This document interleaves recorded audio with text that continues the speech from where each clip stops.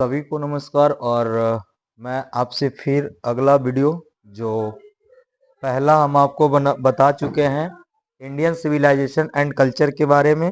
और आज की जो हमारी वीडियो है वो है हमारा दूसरा चैप्टर जिसका नाम है भारत इज माई होम। अगर आप पहले वाले वीडियो अगर नहीं देखे हैं तो आप हमारे यूट्यूब चैनल पर जाके देख लीजिएगा। पार्ट 1 पार्ट 2 करके डाला गया है। और अभी नेक्स्ट वीडियो जो हम बनाने जा रहे हैं वो चैप्टर 2 जिसको हम लोग कहते हैं भारत इज माई होम। सब चलिए, अगला जो पार्ट है दोस्त वो है इंपॉर्टेंट पॉइंट्स, मतलब कि कुछ महत्वपूर्ण बिंदु जो आपको याद रखनी है। और इनसे ज्यादा जो क्वेश्चन बार बार आपके ऑब्जेक्टिव में रिपीट किया जाता है, आपके समरी में रिपीट किया जाता है, आपके एक्सप्लेनेशन में रिपीट किया जाता है, बस वही वही पॉइंट को हम आपके सामने रखे हैं। पूरा किताब तो बहुत है, लेकिन देखिए हमारा मत यह है कि अगर आप कुछ भी कम समय में तैयारी करना चाहते हैं तो आपको केवल एक बात याद होना चाहिए कि क्या पढ़ना है और क्या छोड़ना है।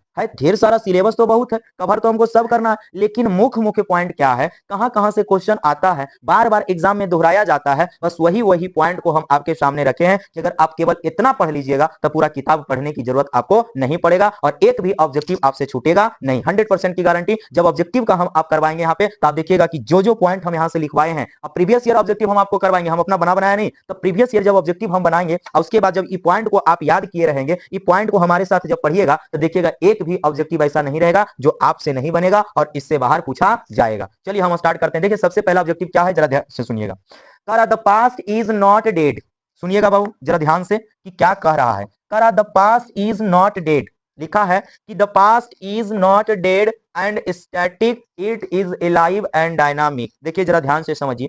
पास्ट का मतलब अतीत, जो समय बीत गया उसी को हम लोग कहते हैं अतीत। कहता अतीत जो है वह मृत नहीं है, डेड का मतलब मृत मतलब जो मर गया। कहता जो पास्ट है वो अतीत नहीं है एंड स्टैटिक, और कहता और नहीं वो रुका है। और नहीं वो मतलब कहने का मतलब है कि जो अतीत जो हमारा है नहीं वो मरता है और नहीं वो रुकता है, मतलब एकदम नहीं, अस्थिर नहीं है। मतलब कहने का मतलब कि जो कोई भी काम, कोई भी आदमी अगर अस्थिर पड़ा है तो आप उसको जैसे में मर गया इसका मतलब वो अस्थिर हो गया, लेकिन ये कह रहा है कि the past is not dead and static. Static का मतलब अस्थिर, कहता अतीत ना ही मरा है और ना ही अस्थिर है। तब क्या है भैया, आगे लिखा है इट इज एलाइव, कहता यह जीवित है, एंड डायनामिक, डायनामिक का मतलब गतिशील, कहता यह जीवित है और गतिशील है। सुनिए यहां से दो क्वेश्चन आपको दो ऑब्जेक्टिव बनेगा, जरा ध्यान से सुनिएगा। जब भी कभी अगर द पास्ट लिखा हो, क्या लिखा हो मेरा दोस्त, द पास्ट अगर लिखा है और इज के बाद में अगर नोट लगा है, यहां तक अगर आपका क्वेश्चन ऑब्जेक्टिव में है कि द पास्ट इज नॉट, तो आपको यहां से लेके यहां तक आपके ऑब्जेक्टिव में पूछेगा, यानी कि डेड एंड स्टैटिक दोनों देगा, ए लाइव एंड डायनामिक। तो आपको याद रखना है, ट्रिक हम यहीं पे बता देते हैं कि जब कभी द पास्ट इज के साथ में नॉट लग जाए, क्या लग जाए, नॉट। नॉट का मतलब नहीं और नहीं का मतलब कि जो आदमी मर गया, तो जब भी कभी नॉट लगल रहे तो डेड एंड स्टैटिक लिखना है। और जब कभी अगर नॉट नहीं रहे, जरा ध्यान से देखिएगा कि क्या रहना है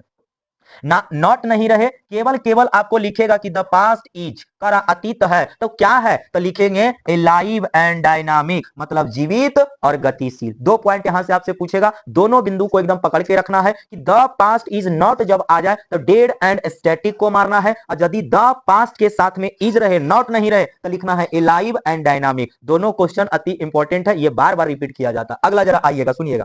कहता education is the prime instrument of national purpose, यानी कि कहने का मतलब है कि जो आज हम पढ़ रहे हैं, एजुकेशन का मतलब शिक्षा, शिक्षा जो है वो नेशनल पर्पस मतलब कि राष्ट्रीय उद्देश्य का मुख्य हथियार है। बुआ जब अगर आप नहीं पढ़िएगा तो किसी भी देश का विकास नहीं हो पाएगा। कहने का मतलब है कि अगर आप पढ़ रहे हैं, कहता है कि जो मनुष्य अगर नहीं पढ़ता है वो एक पशु के समान होता है। कहने का मतलब है कि दो वक्त का खाना वो भी खाएगा, दो वक्त का खाना हम भी खाएंगे, लेकिन अंतर क्या है दोनों में, है ना, जहां उसको बैठा दीजिए, कोई अनपढ़ आदमी बैठा है अपना आए चलो ये करना, लेकिन हम लोग अगर पढ़े हैं तो हमारे साथ गलत क्या हो रहा है, कौन हमारे साथ अच्छा व्यवहार कर रहा है, कौन हमारे साथ गलत व्यवहार कर रहा है, इस सब का परख हम लोगों का होता है। तो इसलिए पढ़ना बहुत जरूरी है। इसीलिए लिखा है कि education is the prime instrument of national purpose, यानी कि शिक्षा जो है वो राष्ट्रीय उद्देश्य है, जो है राष्ट्रीय उद्देश्य का एक मुख्य हथियार है। अब देखिए क्वेश्चन कैसे पूछेगा आपसे, लिखेगा एजुकेशन, यहां से यहां तक आपको दे देगा, उसके बाद में इज द प्राइम इंस्ट्रूमेंट भी आपको यहां तक लिखेगा और नेशनल पर्पस को आपको गायब कर देगा, और यहां से इसके सिमिलर चार ऑप्शन आपको दे दिए जाएंगे। तो याद रख लेना कि education is the prime instrument of, आगे नेशनल पर्पस, क्या हुआ, नेशनल पर्पस। एजुकेशन जो है वो नेशनल लेवल का चीज है, याद रख लेना, एजुकेशन जो है वो नेशनल पर्पस का चीज है। और या तो फिर आपको इस तरह से एग्जाम में पूछेगा, दो प्रकार से, सुनिए अगला क्या पूछेगा, जरा इसको यहां तक आपको क्या करेगा,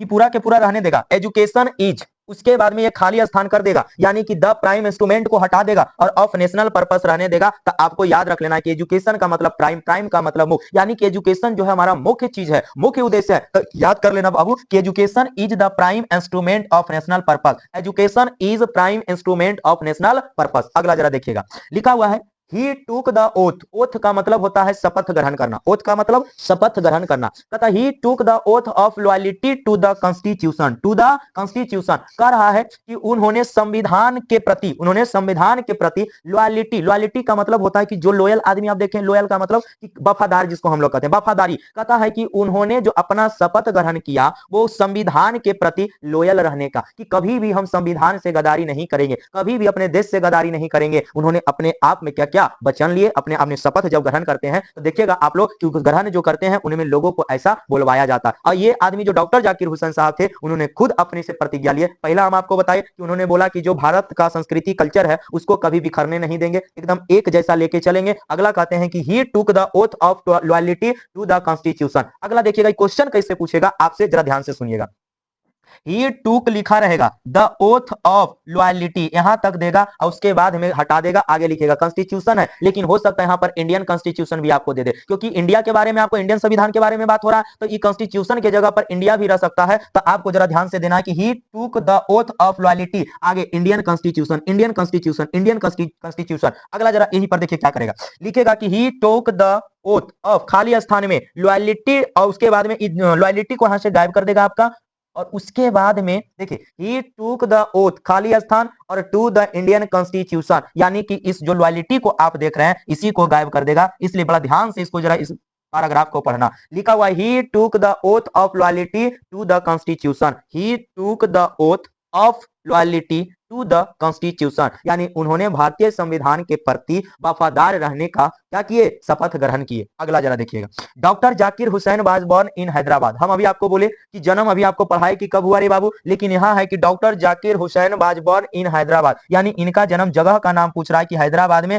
एंड अ ग्रेट नेशनलिस्ट। सुनिए, वो तो जगह का नाम नहीं पूछेगा, लेकिन ये पॉइंट आपसे जरूर पूछ सकता है कि डॉक्टर जाकिर हुसैन क्या थे। तो ऑप्शन में लिखना नेशनलिस्ट, सॉरी नेशनलिस्ट, क्या बोलना है, नेशनलिस्ट। और नेशनलिस्ट का मतलब होता है राष्ट्रवादी। क्या होता है बाबू, राष्ट्रवादी, मतलब कि जो राष्ट्र के प्रति वफादारी निभाए, जो राष्ट्र से गद्दार नहीं करे, राष्ट्र के प्रति अपना आत्मसमर्पण कर दे, उन्हीं को हम लोग कहते हैं नेशनलिस्ट। तो आपसे पूछा जाएगा कि डॉक्टर हुसैन वाज, खाली स्थान, नेशनलिस्ट, टीचर, नोबेलिस्ट, और उसके बाद में दो तीन ऑप्शन और आपके साथ में रहेगा। तो सबसे जरूरी आपको मारना है नेशनलिस्ट, मतलब कि वो राष्ट्रवाद थे। क्यों, क्योंकि वो राष्ट्र के प्रति सोचते थे, वो देश के प्रति सोचते थे, और जो राष्ट्र के प्रति सोचेगा, जो देश के प्रति सोचेगा, उसी को अंग्रेजी में हम लोग कहेंगे नेशनलिस्ट। क्या कहेंगे मेरे दोस्त, नेशनलिस्ट। इस बात को आप याद कर लेना, बस इसको याद करने की आवश्यकता नहीं है, लेकिन जब आप समरी लिख रहे हैं, जब आप एक्सप्लेनेशन बना रहे हैं, तो इस चीज को जरूर आप दर्शाइएगा। अगला जरा आइएगा, हुसैन इंटर्ड, इंटर का मतलब होता है प्रवेश किया, इंटर्ड का मतलब प्रवेश किया। हुसैन इंटर्ड द ऑफिस, कहां प्रवेश किया बाबू, ऑफिस में प्रवेश किया। जब वो प्रेसिडेंट बन गए तो जो उनका प्रेसिडेंट का ऑफिस था वहां प्रवेश किए, वहां चले गए। आगे देखिए लिखा हुआ, in the spirit of prayerful humanity, कहता है स्पिरिट का मतलब होता है उत्साह, जिसको हम लोग कहते हैं, यानी कि हुसैन ऑफिस में प्रवेश किए in the spirit of prayerful humanity. Humanity का मतलब मानवता, प्रेफुल का मतलब होता है जिसको हम लोग कहते हैं बउआ प्रार्थना रूप, मतलब कि वो जब ऑफिस में प्रवेश किए तो मानवता का जो प्रेफुल, यानी कि आशीर्वाद, जिसको प्रार्थना जिसको हम कहते हैं, उसके उत्साह से उन्हें ऑफिस में क्या किए, अपना कदम रखे। और वो उस उत्साह से, मतलब कि कभी कभी आप देखिएगा कि वैसा आदमी की जो पहले बिहार का गवर्नर था, लोगों ने उनको चुनकर कहां का राष्ट्रपति बना दिया, तो यानी कि इंडिया का। तो ये जो आदमी थे एकदम पूरी तरह से बाबू एकदम ओवरवेलमेंट हो गए थे। ओवरवेलमेंट का मतलब ओतप्रोत हो गए थे, खुशी का ठिकाना न रहा। और लगा कि रे बताओ, लोग हमको इतना प्यार करता है, लोग हमको इतना भरोसा करता है, तो हम इनके भरोसा को क्यों तोड़े। इसीलिए ये देश के से प्रेम करते थे और इसीलिए इनको कहा जाता है नेशनलिस्ट। अगला जरा सुनिएगा, एक चीज देखिए यहां से ऑब्जेक्टिव क्या पूछेगा, हुसैन एंटर्ड द ऑफिस, आगे इन द स्पिरिट, खाली स्थान में प्रेफुल ह्यूमैनिटी, यही आपको हटा देगा, इसको याद कर लेना है। प्रेफुल ह्यूमैनिटी, क्या याद करना है बाबू, prayerful humanity. Hussain enter the office in the spirit of prayerful humanity. आपको याद कैसे करना है, जरा ध्यान से सुनिएगा। जब भी कभी कोई ऑफिस जाता है, अगर देखिएगा पहला दिन कोई नौकरी जा रहा है, कहीं कुछ जा रहा है, तो सबसे पहले वो प्रे करेगा, प्रार्थना करेगा कि आज का दिन किसी तरह बढ़िया हो जाए। तो कहने का मतलब कि ऑफिस में जब भी प्रवेश करेगा तो उसके साथ में प्रेफुल चाहिए, है ना, प्रेफुल प्रार्थना के जैसा आशीर्वाद चाहिए। तो ये प्रेफुल को याद कर लेना है मेरे दोस्त। अगला जरा देखिए, आइए, Hussain see two aspect, of work social and individual. कहता है कि ये जो डॉक्टर हुसैन साहब जो है ने, वो काम को दो पहलू में देखते हैं।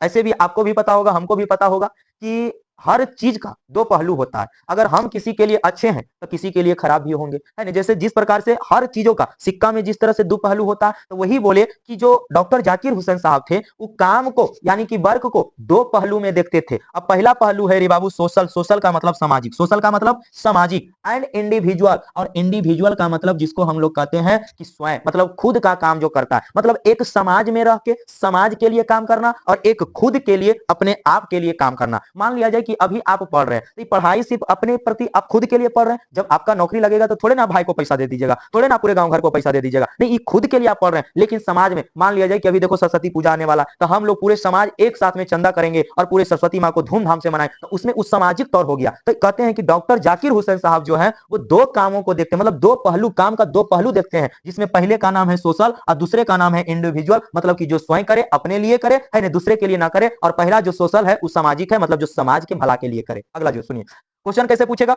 Hussain see two aspect of work, मतलब कि जो काम है वो दो पहलू है, पहलू का नाम बताइए। तो पहला है सोशल और दूसरा है individual, social individual, social individual. अगला सुनिएगा इसी में, doctor Radha Krishnan never lost his faith in essential humanity, बता दिए, रिपीट वाला है, आप देख लीजिएगा, पहले वही चीज हम बताए थे। Doctor Radha Krishnan never lost his faith in essential humanity, आपको केवल इतना याद कर लेना है, एसेंशियल ह्यूमैनिटी। क्या याद रख लेना है बाबू, एसेंशियल ह्यूमैनिटी। अगला जरा आइएगा, लिखा हुआ Zakir Hussain was the third president of India. Question ये आपसे पूछेगा कि एक बात बताइए, डॉक्टर जाकिर हुसैन भारत के राष्ट्रपति तो बने, लेकिन ये कैमे राष्ट्रपति रहे, साफ साफ लिखा गया है third president of India. Question आपसे क्या पूछेगा, जरा गौर करिएगा, doctor Zakir Hussain was the third president of India. क्या पूछेगा बाबू, डॉक्टर जाकिर हुसैन, है ना, डॉक्टर जाकिर हुसैन, अगर नहीं याद रहे तो देख लेना। डॉक्टर जाकिर हुसैन जो है ना वो तीन नामों से मिलकर बना है, DR, उसके बाद जाकिर, उसके बाद हुसैन। तो जब तीन नाम है तो याद कर लेना इनका तीन नाम तो थर्ड प्रेसिडेंट होंगे,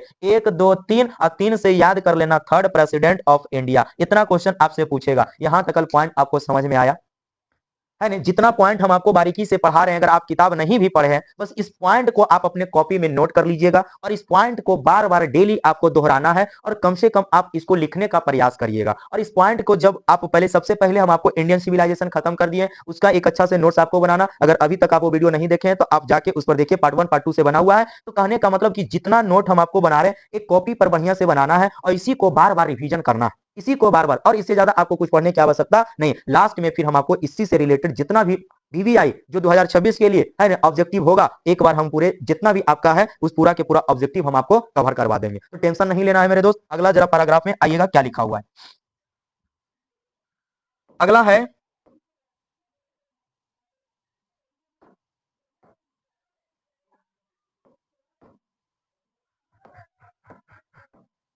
the Indian culture is the best example of unity in diversity. इस चीज को आपको एकदम पूरा के पूरा याद कर लेना है, यूनिटी इन डाइवर्सिटी। थोड़ा सा देख लीजिएगा, DIVERSITY होगा, DIVERSITY, डाइवर्सिटी। कहता है यूनिटी का मतलब एकता, और डाइवर्सिटी का मतलब होता है अनेकता।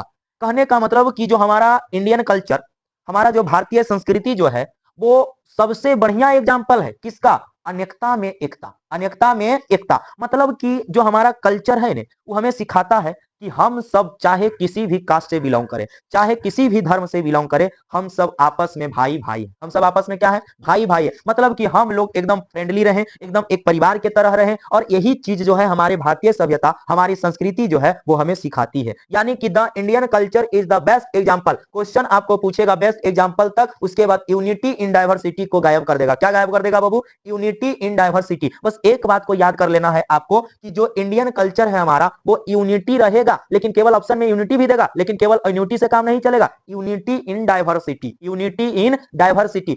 कि जहां अनेकता है वहीं पर एकता होना बहुत जरूरी है। मतलब देखिएगा कहीं पर ढेर सारा लोग आपस में बट गया, लेकिन जहां पर कहता है ने कि अगर एक साथ हम लोग बंध जाए, है ने पूरा, अगर ये हमारा अभी 5 उंगली अलग अलग है यही, लेकिन अगर एक साथ इकट्ठा हो जाए तो इसका जो आपका यूनिटी जो आपको देखने के लिए मिलेगा वो बहुत ही, मतलब कि हमको ये सिखाता है कि कभी भी आपस में लड़ाई झगड़ा करके अलग नहीं होना चाहिए। चाहे वो कोई भी हो, परिवार हो, हमारा समाज हो, कोई भी चीज जहां जहां भी हो तो हमको लड़ाई से लड़कर उससे अलग होने की आवश्यकता नहीं है, हमको एक रहने के लिए कौन सिखाता है? तो ये हमारा है the Indian culture is the best example of unity in diversity, मतलब अनेकता में एकता, अनेकता में एकता। बस ये पॉइंट आपको याद कर लेना। अगला जरा देखिएगा, इरुडेशन मीन्स ग्रेट नॉलेज। देखिए आपसे क्या पूछेगा, ये जो आप देख रहे हैं इरुडेशन, इसका मतलब होता है विद्वान। इरुडेशन का मतलब क्या होता है बाबू? विद्वान। तो आपको ऑब्जेक्टिव में पूछेगा, एक वो वर्ड दे देगा इरुडेशन, अब बोलेगा इरुडेशन का सही अर्थ बना बताइए। यहाँ पर देखिए आपका लिखा हुआ है इरुडेशन मीन्स मतलब क्या है? Great knowledge. ग्रेट नॉलेज का मतलब कि महान, मतलब कि बहुत ज्यादा जिसमें नॉलेज हो, बहुत ज्यादा जिसमें ज्ञान हो, उन्हीं को हम लोग विद्वान कहते हैं। तो इरुडेशन और ग्रेट नॉलेज ये दोनों का साइनो है, साइनो का मतलब समान अर्थ वाला। अगर ग्रेट नॉलेज आप बोलिए चाहे इरुडेशन बोलिए, दोनों का हिंदी हो जाएगा विद्वान। तो आपसे पूछेगा, आपको याद करना है इरुडेशन जब भी कभी आवे तो ग्रेट नॉलेज आना चाहिए। क्या आना चाहिए? Great knowledge. Erudition great knowledge, erudition great knowledge. Short form में याद कर लेना इजी। क्या याद कर लेना? इजी, एकदम इजी है।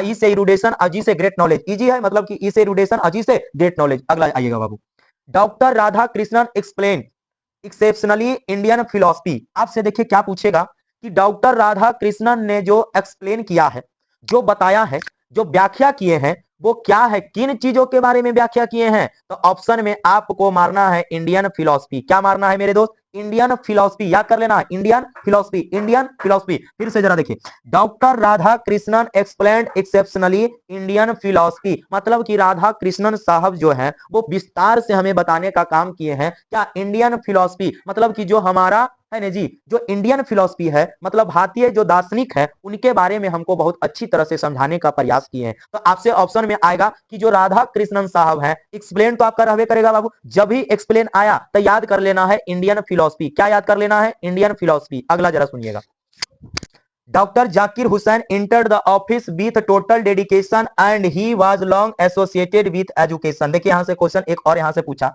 कि doctor Hussain enter the office, हम आपको बोले थे कि अगर इंटर ऑफिस रहेगा तो प्रेफुल भावना से, मतलब प्रार्थना करते हुए जाना है। कहीं पे प्रार्थना मिला नहीं। अगला कि जब भी कभी कोई आदमी अगर काम करता है, कहीं पे भी काम करे, तब कि समझेगा कि ये काम किसी और का नहीं, एकदम अपना काम है, पूरा के पूरा आत्मसमर्पण उस काम में कर देगा, तो कभी भी उस व्यक्ति को जहां वो काम कर रहा है वहां से निकाला नहीं जाएगा। लेकिन काम करिएगा है ना चोरी से, लगेगा कखने हमको यहाँ से छुट्टी मिले, लगे हमको कब क्या करें, है ना, ऐसा नहीं करना चाहिए। काम को एकदम अपना काम समझना चाहिए, है ना। कहीं भी आप करिएगा तभी आप लाइफ में सक्सेस होइएगा, कहीं पर भी जगह आपका बनेगा। लेकिन जहां से काम चोरी करने का प्रयास करिएगा, कहीं भी 2-4 महीना रखेगा, वहां से आपको निकाल के फेंक दिया जाएगा। वही कह रहे हैं कि doctor Zakir Hussain entered the office with total dedication। Total dedication का मतलब पूरा आत्मसमर्पणता के साथ में, उन्होंने आत्मसमर्पणता के भाव से उन्होंने ऑफिस में क्या किए? एंट्री लिए, ऑफिस में प्रवेश किए। और क्या भावना से? प्रेफुल भावना से। Total dedication prayerful, total dedication prayerful. और जो प्रार्थना करेगा कि नहीं भगवान ये काम हमारा है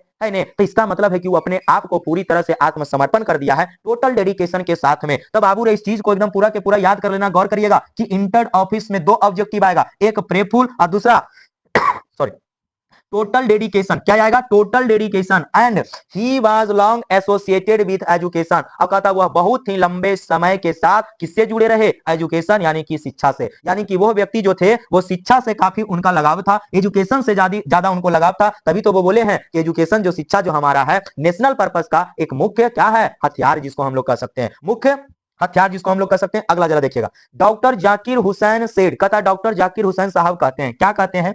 दैट की भारत इज माई होम, मतलब भारत मेरा घर है। देखिए कितना, इसीलिए इनको टोटल डेडिकेशन नहीं बोल रहे हैं। हम आपको बोले हैं कि कोई भी काम को अगर अपना काम अगर मानिएगा तो लगेगा कि कहीं भी आप ऑफिस में बैठल हैं, लगेगा नहीं भाई हमारा घर। दूसरे जगह भी अगर हम पढ़ाएंगे तो लगेगा नहीं वो अपना। अगर इस तरह से अपनापन के भाव से अगर आप पढ़ाइएगा तो पढ़ाने में भी आपका मन लगल रहेगा, है ना। नहीं तो छूट पुट मियाज करेगा कि कखने हमको लगे यहाँ से, तो वैसे थोड़े काम होता है। नहीं, आप कहीं भी रहिए एकदम टोटल डेडिकेशन के साथ में आपको काम करना है। लिखे हैं कि जब भी वो भाषण दे रहे थे तो बोले कि ये भारत जो है हमारा घर है और यहाँ के लोग हमारा परिवार है। अब बताओ कि पूरे जनता को, यहाँ के पूरे पीपल को उन्होंने अपना परिवार मान लिया। और जो परिवार मान के सच्ची भावना और सच्ची लगन से जो काम करेंगे, बता आपको यकीन नहीं होगा कि वो कितना बढ़िया काम किए हैं। कोई भी आदमी है नहीं, मान लिया जाए कि आज हम जो पढ़ा रहे हैं आपको, है नहीं, तो ये हमारा ये पढ़ाने के प्रति टोटल डेडिकेशन है, आत्मसमर्पणता है नहीं। एक एक चीज हम आपको बताते चलते हैं कि ताकि बच्चा समझे, और समझ कर जब तक समझेगा नहीं तो फिर उसको लिखने में दिक्कत होगा। तो इसी तरह से एक एक पॉइंट को हम आपको समझाते चलते हैं कि बाबू रे कौन सा पॉइंट आपको ऑब्जेक्टिव में हटा देगा और कौन सा आपका ऑब्जेक्टिव वहां पर फिट करना है। इसलिए एक एक चीज हम आपको बताते चलते हैं। अगला जरा देखिएगा, and the whole people, whole मतलब कि एकदम पूरा, समुच्चय जिसको कहते हैं, एक भी नहीं छूटना चाहिए,